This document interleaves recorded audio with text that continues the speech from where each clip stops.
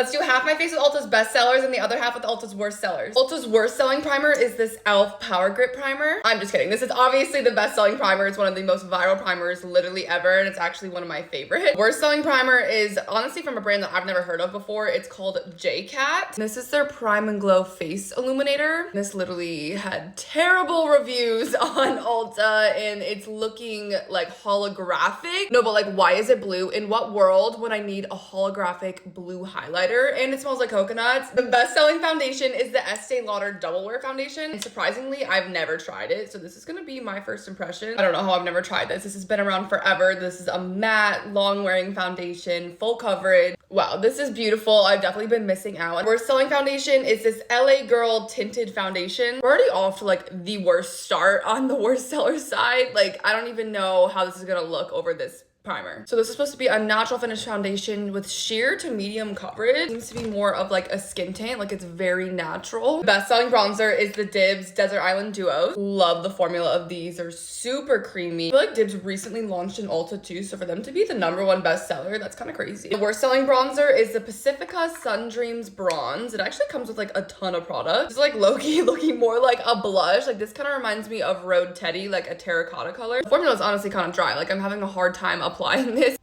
Yeah, it's definitely just really patchy. I'm not liking this formula. The best-selling blush is Benetton. Honestly, I don't really normally consider this a blush. When I sorted through blushes on Ulta, this was the #1 bestseller. Worst selling blush is this Essence Blush Lighter Stick. This is from their like coral collection. This is pretty. I don't think it deserves to be the worst seller. Best selling concealer is the Tarte Shape Tape. I haven't used a Tarte Shape Tape concealer in forever. I love how Ulta has a lot of like classic cult favorites as their best sellers still. Like when I did Sephora, it was all like the new trendy products. Worst selling concealer is this CoverGirl Simply Ageless Concealer. And yes, this was the best shade I could find. The shade range was terrible. And wait for it, look at the applicator.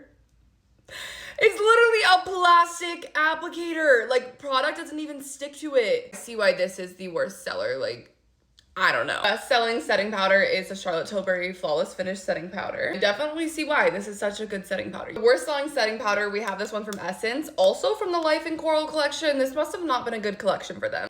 I mean, it's blurring out the skin and brightening up that terrible concealer. I will say something really bad is happening around my nose. Like, I don't know if it's the foundation, the primer, the powder, I don't know, but it's like clinging around my nose. Here is the bestseller side so far, and here is the worst seller side. We're only halfway done, so go to part 2 to see the rest of the look.